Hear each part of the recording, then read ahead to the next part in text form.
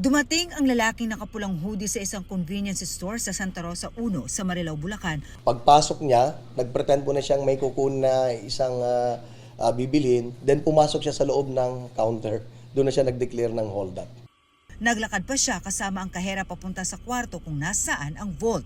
Dito na niya nilimas ang pera doon sa mabilis na tumakas.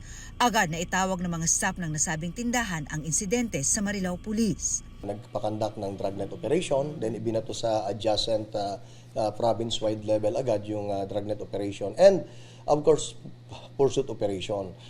Mabilis na natunto ng suspect sa tulong ng isang staff ng tindahan na nakakita sa kanya. Tinry na pahintuin siya nung ating mga kapulisan na pinapahinto siya pero hindi siya huminto. And bagkos siya ay pinaputokan yung mobile natin, which prompted our personnel to return fire. Dito na raw nagkaengkwentro at natamaan ang suspect.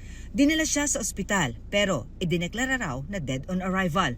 Na-recover ng mga pulis ang 20,000 pesos na ninakaw umano ng suspect sa convenience store at ang suit niya sa pang-hold up. Dito raw nalaman na ang suspect isa rin palang pulis.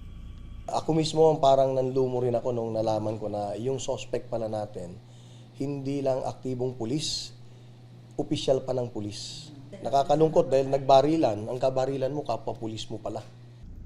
Ang napatay ay isang police captain na chief ng investigation ng Caloocan Police sa North Caloocan.